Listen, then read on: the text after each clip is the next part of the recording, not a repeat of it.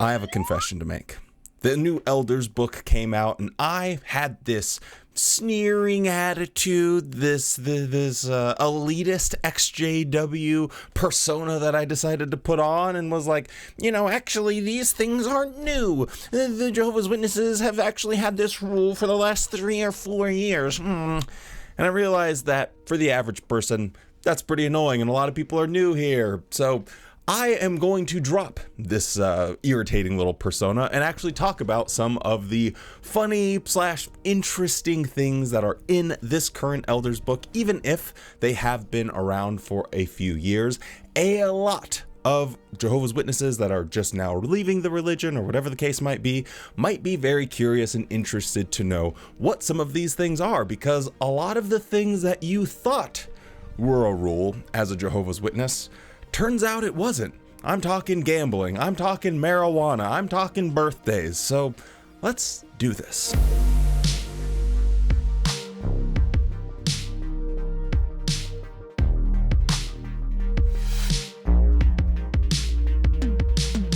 Hello and welcome back to the JW Thoughts channel. My name is Wally, and today we are looking at the Elders book. Quickly, before we get into it, we are trying to hit a goal. Well, by we, I mean me and ZZ, not you. You're not part of this, so don't pretend this isn't a parasocial thing. It's me and him, and Winston, but he's asleep, so he doesn't really care. Anyway, we are trying to get to 45,000 subscribers by the end of the year, so if you could make sure you're subscribed to the channel, I would very much appreciate that. Drop a like on the video. It literally takes a half a second, and it makes a massive difference, and it'll make ZZ happy. I don't know. Can you tell if cats are happy? I can't really. He seems happy. Anyway, let's talk about it. All right, so the things that we're going to be talking about now are under the Appendix A, matters requiring the formation of a committee. So I've highlighted a couple of the more interesting ones that I think people might not be super aware of, so we can take a look at them. First up, this is one that is a shocker. I've talked about it multiple times, but what category that, or how they categorize something. I won't do any spoilers here. So this is talking about viewing. Abhorrent forms of include homosexuality, sex between those of the same gender, group sex, bestiality, sadistic torture, bondage, gang, the brutalizing of women, or child. If a Christian promotes the viewing of whether abhorrent or non-abhorrent forms, such as by inviting others to view it, this could give evidence of brazen conduct, which would require handling by a committee. That was awkward. I think it's insane that they are going to put in the same category crimes and consent. Like, how are you going to say, here are the abhorrent forms? At the top of the list, it's got to be that homosexual. And then right below that, we're going to have child. How are these two things in the exact same box and category? So I think this is a very good window into how the Jehovah's Witness cultural brain works.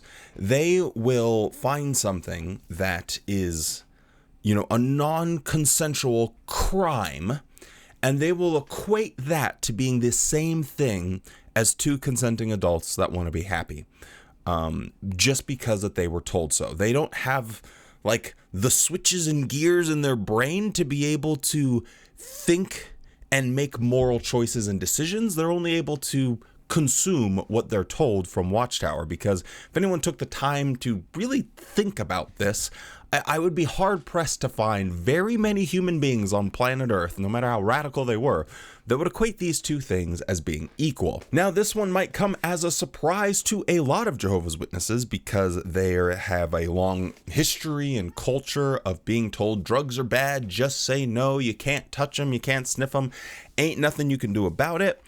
Here it says the proper use of addictive drugs under medical supervision, such as for pain management, would not require the formation of a committee. In this regard, the following would be left to each Christian to make a personal decision, using marijuana as treatment if prescribed by a medical doctor and such use is legal.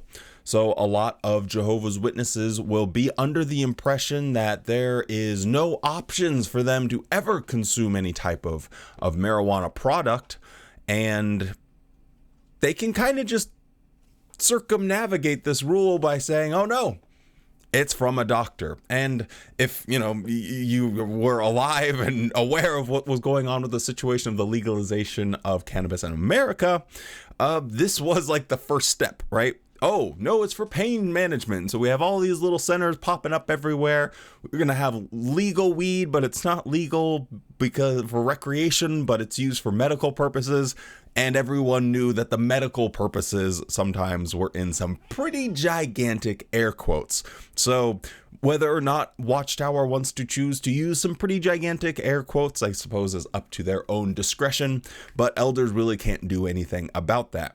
Now, from the Jehovah's Witness or the cultural perspective, they are not aware of these rules. I probably should have said this at the start. Boy, howdy, I messed this one up, but if you made it this far into the video, now you get what should have been in the intro. Normal Jehovah's Witnesses do not get to see these rules. This is a handbook that is for elders only. You can't touch it, you can't peer into it, you can't look at it unless you are an elder. It's only when you leave the Jehovah's Witnesses that this stuff is very, and I mean very easy to find online. If you are someone that's trying to avoid the Jehovah's Witnesses, I'll just make it easier. If you're just, saying Jehovah's Witness is a little clunky. If you're someone trying to avoid JW, these things are very easy to find if your goal is to avoid JW. So if you're trying to find these things as an EXJW by trying to avoid JW, they are very easy to find. If you need any more help and hints, I don't know what to do. Get your head examined. Anyway, they don't know the rules that they're under. So the way I've talked about this or illustrated it or made an analogy about it in the past was, imagine that instead of taking a driver's test and making sure that you know the rules of the road and you're tested and you have someone that's qualified to observe you and make sure that you fully understand the rules. Instead of that, they just handed you a license and said, good luck. There's police everywhere and we're going to try and get you. And you're like, well, can I get the rule book? Can I understand what rules I'm not meant to break? And they're like, no, we'll just let you know and then we'll punish you if you ever do break a rule.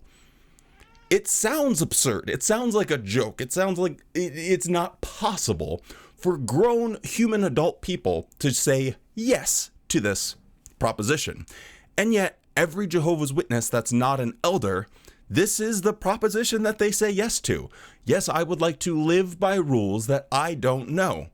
And I'm willing to be punished for that rule that I didn't know. So it's a very strange world that they're living in. But yeah, so here's another one. Most Jehovah's Witnesses do not think that there is even a chance that they could get medical marijuana prescribed to them from a medical marijuana prescription person.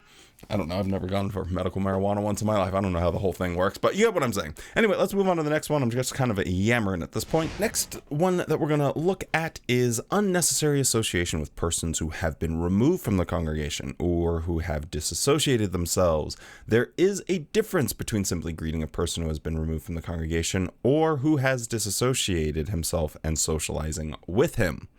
A committee should be formed if, despite repeated counsel, an individual willfully and continues engaging in unnecessary association with a non-relative who has been removed from the congregation or who has disassociated himself. Let me translate that for you if none of those words make sense if you've never been a Jehovah's Witness. If someone decides that they want to leave the organization, they will be either disassociated or removed. Used to be called disfellowshipping. It's the same thing. You are not supposed to speak to that person. Previously, you couldn't even say hello. You saw someone at the grocery store and they waved at you. Don't even make eye contact. Don't smile at them. Treat them as if they were Casper. You're just seeing right through them. Now they're able to say hello and have a brief conversation with someone, but they're not allowed to socialize. So you're not going to be going golfing with someone who has left the Jehovah's Witness. You're not going bowling. You're not going out to dinner. You're not inviting them over to parties. So if someone is no longer a Jehovah's Witness, but was previously, you continue to be friends with them. You yourself, the person who stayed in as a Jehovah's Witness, will also be kicked out. They will tell you, hey, please stop doing that. Don't be friends with George. And if you keep being friends with George, they will get your butt too and blast you and kick you out. So this has to do with non-relatives. Now, the next point here is a committee should be formed if, despite repeated counsel, an individual persistent associating with a relative who is promoting apostate teachings or wrong conduct. What does promoting mean? Are they like, oh yeah, bro, let's go get super wasted, bro. Let's just hit up the club and be pounding back shorts on bitches, bro. Let's go. Like, is it some like hype man promoter? What does promoting mean? Do you have to get like bumper stickers that saying like recreational weed is for me? I don't know. And this is a very interesting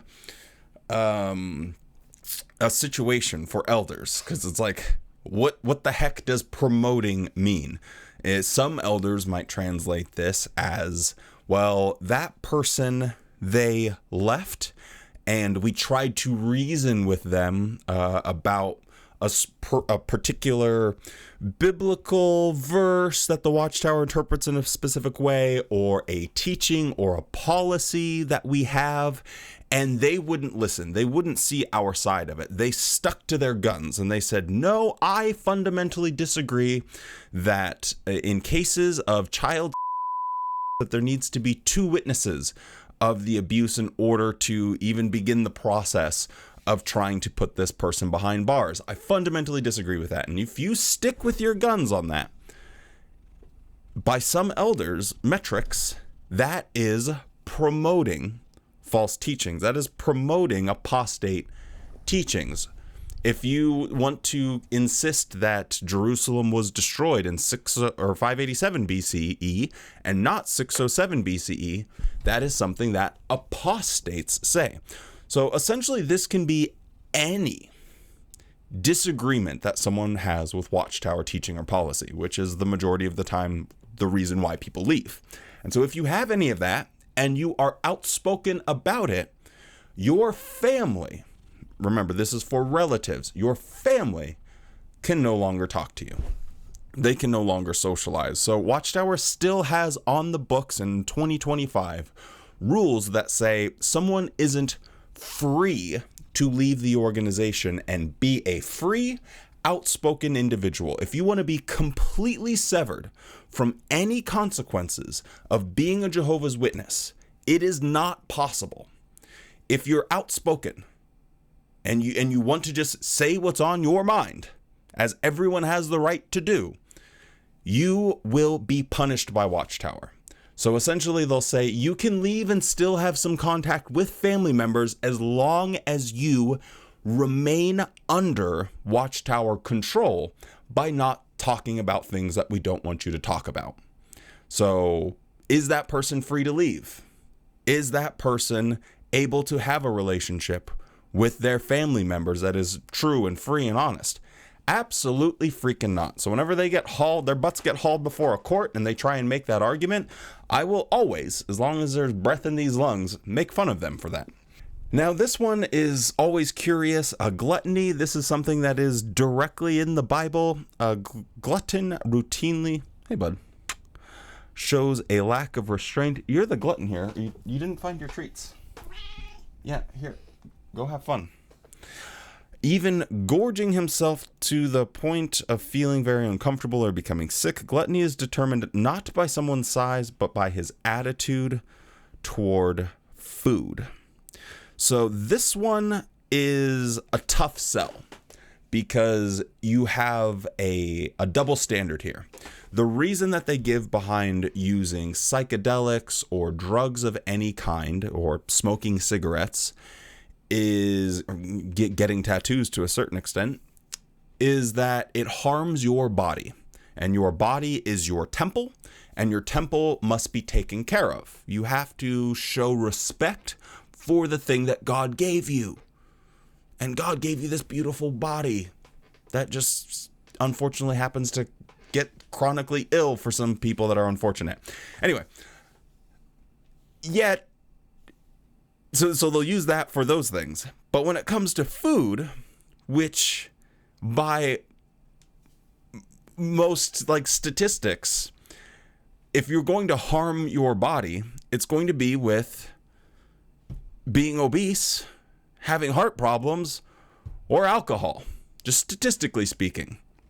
Like, that's going to cause more physical health. It does cause more physical health problems than people get from taking an edible on a weekend once in a while, or taking some psychedelics. I'm not a psychedelic guy, not my thing, but people that do it seem to be pretty chill about it. I don't know. They seem pretty happy. Those aren't really, like, how many deaths in America are we tracking that are coming from people that are, eating shrooms versus people that are having heart problems because of not taking care of themselves physically. So in this instance, it's, well, what's their attitude toward food? Which is like an impossible thing to measure. Versus like, well, what's your attitude towards cigarettes or drugs? Well, I'm not addicted to them. It's just something that I do for fun.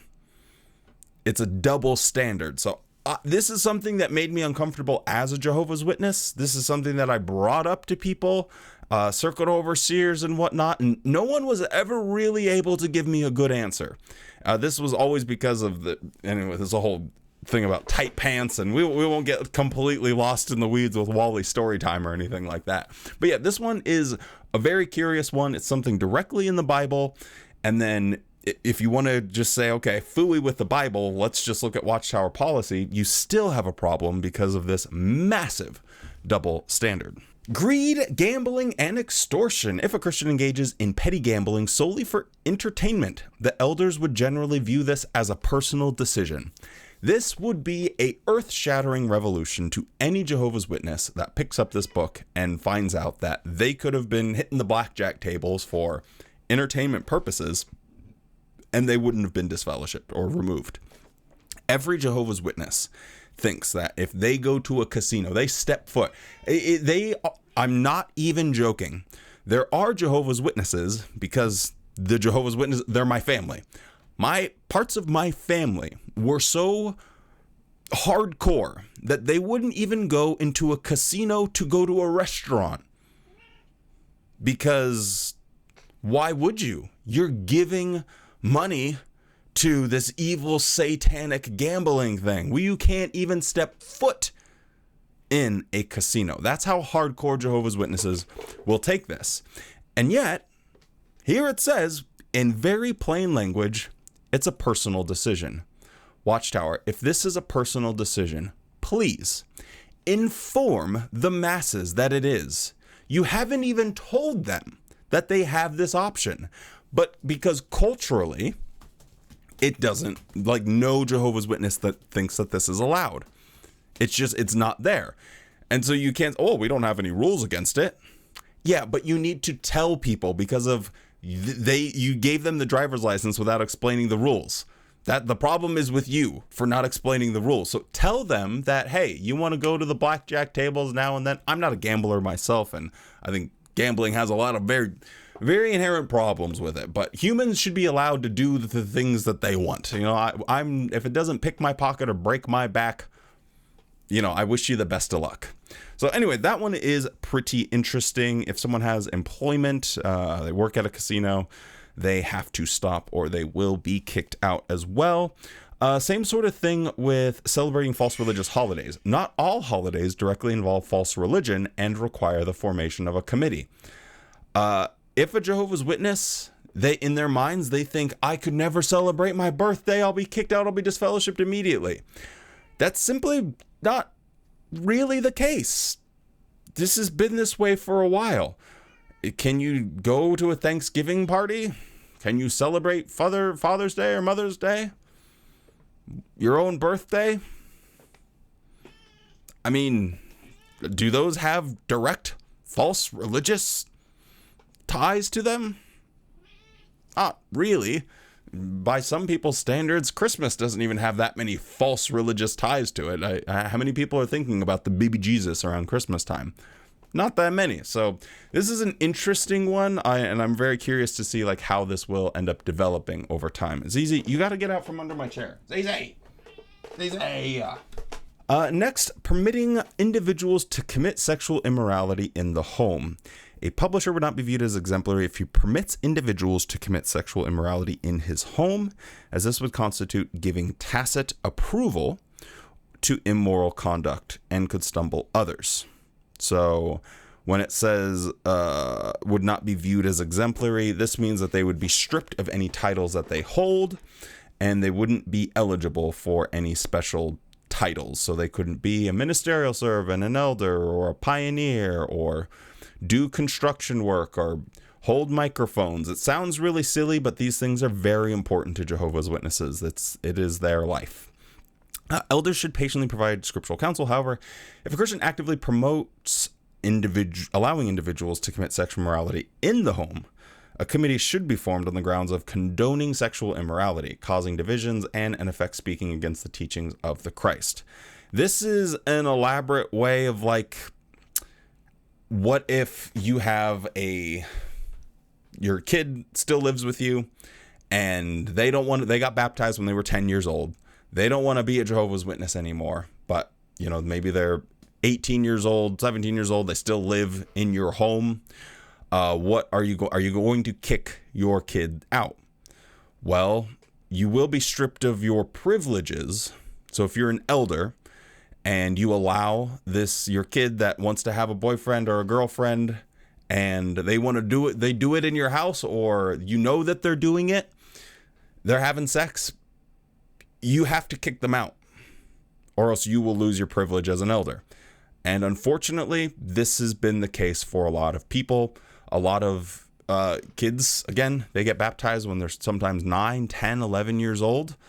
They hit 16 or 17 and they get yeeted from their house because the privilege of having the title of being an elder, sadly, is more important than the safety of their own child.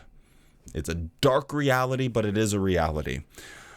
So if someone does allow that, maybe they're like, okay, well, I don't want my kid living, they have nothing, they have no support. I don't want to kick them out, so I'll just step down. I'm not going to be an elder. Doesn't stop there, because it says, you could have action taken against you if you promote. What is promoting?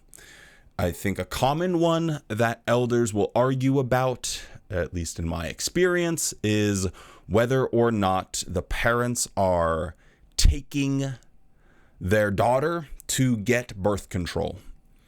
Not that uncommon amongst Jehovah's Witness elder bodies yapping about what to do in this situation. Is that promoting?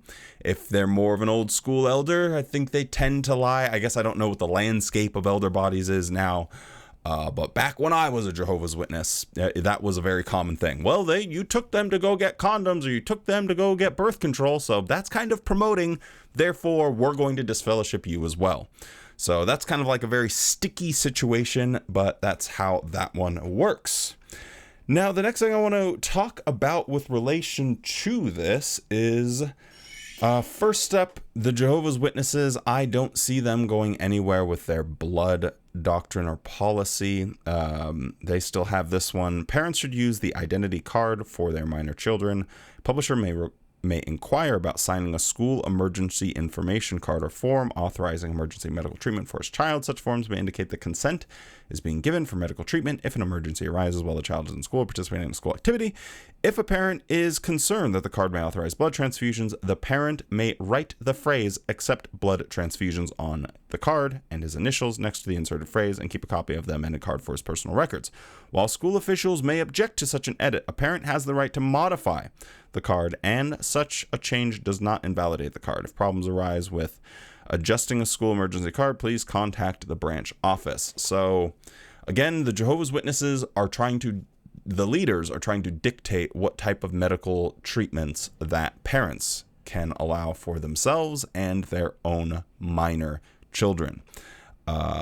Don't be fooled. Don't let a Jehovah's Witness try and tell you that the governing body doesn't control every aspect of their life, because your medical decisions are very personal, and they are more than happy to tell you exactly how you are to go about caring for your own child. This might be the funniest thing that I've read in like a month. This one's a banger. Do not speak or show videos. This is talking about video recording doorbells. Do not speak or show videos through these devices unless you have confirmed that someone is listening. Giving a presentation in the hope that it will be recorded and watched or listened to at a later time has led to irritation on the parts of householders. Additionally, we should use discernment in our personal conversations while at the door, keeping in mind that our conversations may be overheard, recorded, and even posted on social media. My brain ran wild with this one. First off, who was the galaxy brain Jehovah's Witness that thought to themselves, Margaret, I have such a fire idea. What if we played a video on our tablet in front of the door, the Ring doorbell, and then they'll watch it later at 120p? Like, Margaret, you should have slapped your pioneer partner, Sally, there. Sally deserved a slap in that situation. That was a lot of S's, but it's fine. And then the other one is that keep in mind our conversations that you're having. Sometimes Jehovah's Witnesses will just say stuff about people that they don't know. I did this as a Jehovah's Witness. You're knocking on the door. You're looking at their house. You're looking, like, kind of peeking through the windows and talking about, like, what the person might be like. And I can fully imagine someone posting a video of two Jehovah's Witnesses standing at their door talking about how when this person dies at Armageddon, they really like this house. Oh man, when this person gets fucking blasted by a fireball from Jesus Christ's nutsack, this is going to be my house, baby. I can't wait for Armageddon to come. I can fully see that happening because those are real conversations that Jehovah's Witnesses have. And there were a couple other interesting things, but I think this video is quite long already, so we will wrap it up there. Thank you so much for watching. I hope this gives a good landscape, a little peek-see into what is going on in the minds of Jehovah's Witnesses. And, you know, maybe in 2 years we'll have to remake this exact same video again, but it's okay. I will not have that sneering little EXJW elitist attitude like, wow, everyone already knows that. And some people are saying like, well, I didn't know that. I guess I'm not cool enough. Nope, we're not going to do that anymore. So I do apologize for taking that approach, and we won't do that again in the future. With all of that being said, stay safe, be kind, and don't forget to spend more time loving the things you love than hating the things you hate. And you better have a good ass day.